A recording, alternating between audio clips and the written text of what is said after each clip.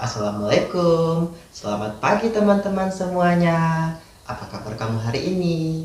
Semoga kita selalu sehat dan dapat melanjutkan pelajaran kita.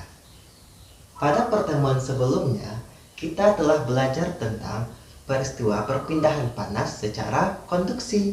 Nah, sekarang kita lanjutkan ke perpindahan panas secara konveksi. Nah, perpindahan panas secara konveksi itu yaitu perpindahan panas yang disertai dengan perpindahan bagian dari zat perantaranya. Nah, kalau konduksi kemarin yang berpindah cuma panasnya, zat perantaranya tetap diam. Kalau sekarang konveksi, zat perpindahan panasnya juga berpindah gitu.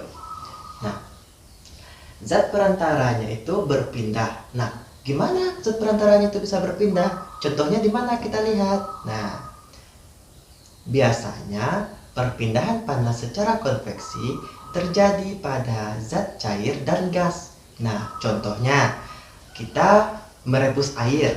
Nah, saat kita merebus air di atas kompor, nanti airnya itu akan panas dan terjadilah gelembung-gelembung.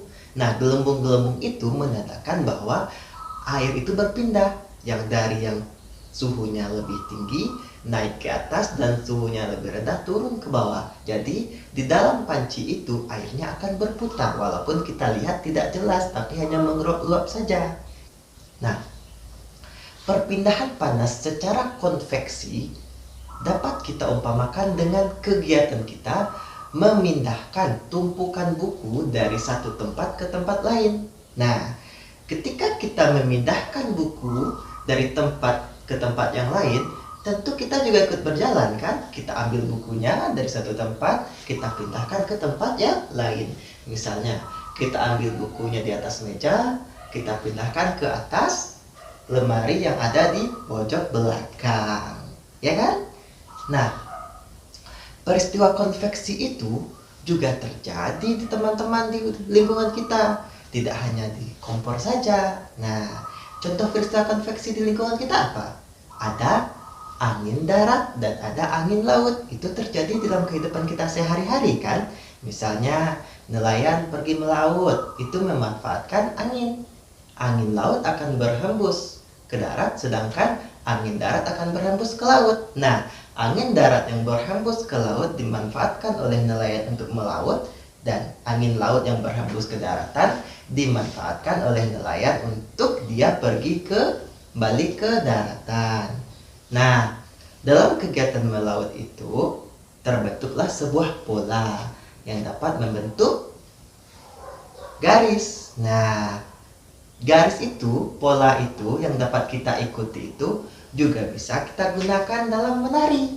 Nah, kenapa kita gunakan dalam menari? Karena dalam menari itu ada yang disebut dengan kata pola lantai. Nah, dalam menari tidak cuma ada pola lantai, tapi juga diiringi oleh musik. Dalam setiap seni tari melibatkan penari dan pemain musik. Para penari menyampaikan pesan melalui gerakan-gerakan yang ditunjukkan pada penontonnya. Dalam menari, para penari membentuk sebuah formasi menari yang tertentu. Nah, formasi apa? Nah, itu yang disebut pola lantai tadi. Coba, pola lantai dalam seni tari itu dimaksudnya apa sih sebenarnya? Pola lantai adalah garis-garis imajiner di lantai yang dilalui oleh seorang penari saat menari. Pola lantai berfungsi untuk memandu gerak penari dalam menambah keindahan penyajian tertentu. Nggak mungkin kan kita menari tapi kita berdiri aja di tempat yang sama. Berarti kita harus berpindah ke depan, berpindah ke belakang, dan lain sebagainya. Nah, pola lantai itu ada beberapa macam, yaitu pola garis lengkung dan juga pola garis lurus. Nah, di sini contoh pola lengkungnya. Ini pola lengkung dan ini variasinya. Dapat kita lihat nanti ya. Yang ini pola lengkung, yang ini pola bervariasi. Oke, diingat ya, diulang-ulang lagi pembelajaran kita ini. Sekian, terima kasih. Sampai jumpa.